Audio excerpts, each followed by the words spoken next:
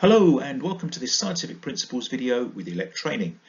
This video is all about resistivity.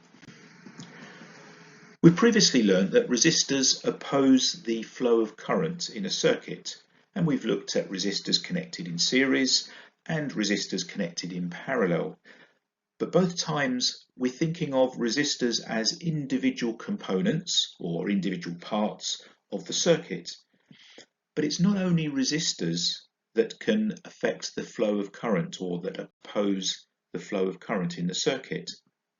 The wire itself, the conductor, that has resistance as well. Imagine cutting a length of cable into 4 equal pieces and then thinking of each piece as an individual resistor. If you joined them up again, you'd have 4 resistors in series.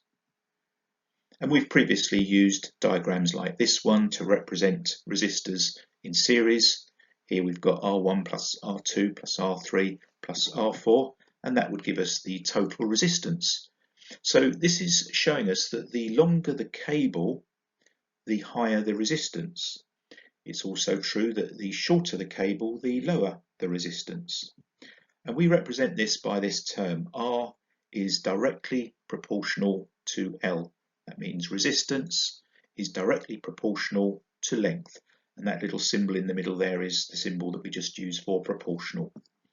So resistance is directly proportional to length. It simply means that if you double the length, you double the resistance. If you halve the length, you'd halve the resistance. If you multiplied the length by 5, you would have to multiply the resistance by 5 accordingly. So let me talk you through this example. If a cable has a resistance of 0.15 ohms per meter, what will be the resistance of 320 meters of the same cable? So since resistance is proportional to length, we know that the resistance will be equal to the value of ohms per meter times the length. Hence it's 0.15, that's the value per meter, 0.15 times 320, the length. So that gives us 48. So the resistance in that example would be 48 ohms. Another example now. If a 50 meter length of a conductor has a resistance of 0.01 ohms, what would be the resistance of 500 meters of the same cable? Well, since resistance is proportional to length, we can work that out quite easily.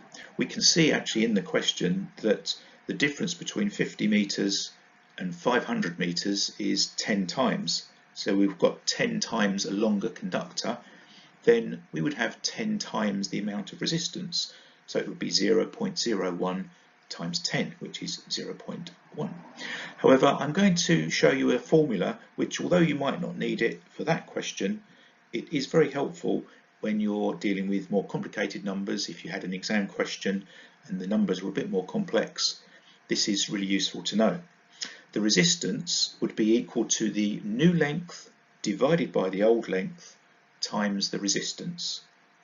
Yeah, the resistance is the new length divided by the old length times the resistance. So if we put the numbers in, that's 500, the new length, divided by 50, the original length, and times 0.01, the resistance that we were given in the question. So there is our answer, 0.1 ohms.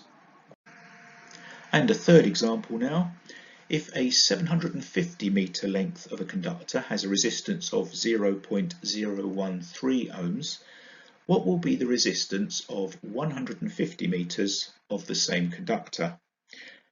I can see that the difference between 750 and 150 is a factor of 5.